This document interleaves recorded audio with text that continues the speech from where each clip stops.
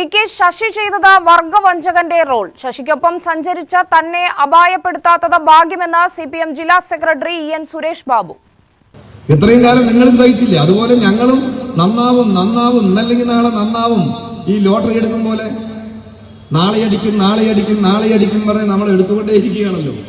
പക്ഷെ നടക്കണില്ല. അതുകൊണ്ടാണ് ശശിക്ക് ഈ ഗതി വന്നത്. മുമ്പിൽ നമ്മൾ നടക്കും, ഇയാള് ബാക്കിലുണ്ടാവും, പുറത്തൊരൊറ്റ ചവിട്ട് ചവിട്ടും. എന്നിട്ട് നമ്മൾ കപ്പടിച്ച് വീണ അയാൾ തന്നെ പറയും, എന്താ നീ ഇവിടെ കിടക്കുന്നത്, എന്താ നീ ഇങ്ങനെ കിടക്കുന്നത്, അയ്യോ പാവം, എണി. അത് ചവിട്ടിയതേവനാണ്. ധാരാ പറയുന്നത് കൂടെ നടക്കുന്ന ആളാ. പി.കെ. ശശിക്ക് മറുപടിയുമായി CPM ജില്ലാ secretary EN Suresh Babu. CPM Mannarkkad നടത്തിയ രാഷ്ട്രീയ വിശദീകരണ യോഗത്തിലാണ് പരാമർശം. എത്ര കുഴപ്പക്കാരാണെങ്കിലും അവർ മരിച്ചാലെങ്കിലും ആരെങ്കിലും ചില നല്ലതെങ്കിലും പറയും, ചില കാര്യത്തിൽ അയാൾ ഉപകാരിയാണെന്ന്. എന്നാൽ അങ്ങനെ പോലും പി.കെ. ശശിയെ അനുകൂലിക്കാൻ ആരുമില്ലെന്ന് സുരേഷ് ബാബു പറഞ്ഞു. ഈ പാർട്ടിക്ക് മേലെ പറക്കാൻ ആരെയും അനുവദിക്കില്ല എന്ന് പുള്ളിയോട് പറഞ്ഞത് പുള്ളിക്ക് മനസ്സിലായില്ല. ശശി നടക്കുന്നത് തലയിൽ അമ്മിക്കല്ലും കക്ഷത്തിൽ ഇഷ്ടികയും വെച്ച പോലെയാണ്. ഇതിലും വലിയ സ്ഥാനത്തെത്തിയവർ പോലും സാധാരണക്കാരെ പോലെ നടക്കുന്നു. ശശിയെ സഹിച്ചത് സീനിയോറിറ്റി നോക്കിയായിരുന്നു. ക്ഷമ കെട്ടപ്പോൾ മറ്റു വഴിയില്ലാതായി. ശശിക്കെതിരെ പരാതി പറഞ്ഞ കുട്ടി ഇന്നും CPMന് ഒപ്പമുണ്ടെന്നും ആ കുട്ടിയുടെ കയ്യിൽ ചില ക്ലിപ്പുകൾ ഉണ്ടെന്ന കാര്യം മറക്കണ്ടെന്നും സുരേഷ് ബാബു മുന്നറിയിപ്പ് നൽകി. ശശിയുടെ ഭാഷയിൽ ഞങ്ങൾക്ക് സംസാരിക്കാൻ സാധിക്കില്ല, അത് ഞങ്ങളെ കിട്ടൂല. പറഞ്ഞു ഞങ്ങൾക്ക് പറയാനാണെങ്കിൽ എന്തെല്ലാം പറയാനാണ് ഇല്ലേ, എന്തെല്ലാം പറയാൻ. നിങ്ങൾ എന്തിനാ സസ്പെൻഡ് ചെയ്ത് 6 മാസം? എന്തിനാ സസ്പെൻഡ് ചെയ്ത്? സസ്പെൻഡ് ചെയ്യപ്പെട്ട ഇദ്ദേഹത്തിന് ഇരയായ ഒരു കുട്ടിയുണ്ടല്ലോ, ഇപ്പോഴും കേരളത്തിൽ അന്തസ്സായ ഒരു ഭാഗത്ത് ജോലി ചെയ്യുന്നുണ്ട്. ആ കുട്ടി ഇപ്പോഴും CPMന്റെ അടിയുറച്ച അനുഭാവിയാണ്.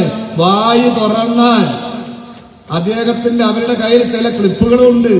ഇതെല്ലാം പുറത്തുവിട്ടാൽ ശശിയാകും എന്ന് മനസ്സിലായിക്കോ. ശശി ഒരു വലിയ ആളല്ല, സംഭവമല്ല, വെറും ഉള്ളിതൊലിച്ച പോലെയാണ് ശശി. ഒരു ചുക്കുമില്ല. എന്റെയും ശശിയുടെയും പേരിലുള്ള സ്വത്ത് ഞങ്ങൾ രാഷ്ട്രീയത്തിൽ വന്ന കാലം മുതൽ അന്വേഷിക്കട്ടെ. ശശിയോട് ഞാൻ അതിന് വളരെ വ്യക്തമായ ഉത്തരം പറഞ്ഞു. ഞാനൊരു സ്പിരിറ്റ് കച്ചവടക്കാരൻ അല്ലെങ്കിൽ മറ്റേതെങ്കിലും പാർട്ടിക്ക് നിരക്കാത്ത എന്തെങ്കിലും ചെയ്യുന്ന ഒരാളാണെന്ന് ഇരിക്കട്ടെ. ഇപ്പൊ ഇവിടെ കൂടിയിരിക്കുന്ന ആരെങ്കിലും നിങ്ങൾ അങ്ങനെ വിശ്വസിക്കുക? അങ്ങനെ ഒരാൾക്ക് നല്ല ആസ്തി ഉണ്ടാവില്ലേ? നല്ല സമ്പന്നനായിരിക്കില്ലേ? ആയിക്കോ. ശശി പറയുന്നത് ഞാൻ ജനിക്കുമ്പോഴേ സമ്പന്നനാണ്. അടിയാധാരം പരിശോധിക്കണേ. ശശിന്റെ അടിയാധാരം പരിശോധിച്ചാലേ അറിയുള്ളതൊക്കെ എപ്പോഴാ സമ്പന്നനായി എന്നുള്ളതൊക്കെ. സ്വന്തമായി സൈക്കിൾ ഇല്ലാത്ത ഒരു കാലഘട്ടം ആർക്കുണ്ടായിരുന്നു? മണ്ണാർക്കാട്ടുകാരോട് ഞാൻ പറയണം, ആദ്യമായി ജീപ്പിൽ കയറിയത് ശശി ചെത്തുതൊഴിലാളികൾക്ക് നഷ്ടപരിഹാരമായി കോൺട്രാക്ടർ കൊടുത്ത ജീപ്പിലാ. അത് മനസ്സിലാക്കണം. അതാണ് ആദ്യത്തെ ശശിയുടെ ജീപ്പ് സ്വന്തം. പിന്നെ അത് സ്വന്തമാക്കി ആ പാവങ്ങൾക്ക് കൊടുത്ത് 1 ഏക്കർ കാണാനുമില്ല.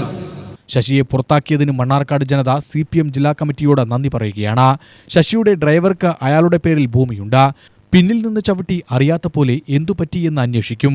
ആ ശശിയാണ് പാർട്ടിയെ തിരുത്താൻ വരുന്നത്. ഒരാളെയും പേടിക്കാതെ, ഒരു തമ്പുരാന്റെ മുമ്പിലും തലകുനിക്കാതെ, ഒട്ടുമടക്കാതെ രാഷ്ട്രീയം പറയുന്ന പാർട്ടിയാണ് CPIM. ഒരാളെയും പേടിക്കില്ല, അകത്ത് വിമർശിക്കാനും പേടിക്കില്ല.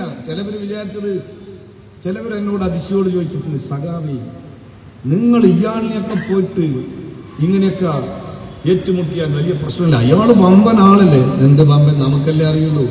ഈ ഉള്ളി തൊലിച്ച പോലെയാണെന്നുള്ളത്. ഒരു ചുക്കുമില്ല. മറ്റെന്താ അപ്പ ഞാൻ വിടും പറഞ്ഞ ഇങ്ങനെ വെറുതെ പുറത്ത് വിടുക, എന്നെ കൈ നീട്ടിയിട്ട് ഒന്നുമില്ല. സിനിമാ സ്റ്റൈലിൽ സംസാരിച്ചാൽ ആളുകൾ കൈയടിക്കും, പക്ഷേ മമ്മൂട്ടിയാവില്ല. ശശി ജനിക്കുമ്പോൾ സമ്പന്നനല്ല, പാർട്ടിയെ വച്ചാണ് സമ്പന്നനായത്. പൊറാട്ട് നാടകത്തിൽ തല്ലുകൊള്ളുന്ന കഥാപാത്രമാണ് ചോദ്യക്കാരൻ. ആ റോളേയുള്ളൂ ശശിക്ക് വക്കീൽ നോട്ടീസ് അയച്ചിട്ടുണ്ട്. മറുപടി പറയട്ടെ എന്നും സുരേഷ് ബാബു പറഞ്ഞു. എ. വിജയരാഘവൻ പരിപാടി ഉദ്ഘാടനം ചെയ്തു. UTV news, Palakkad.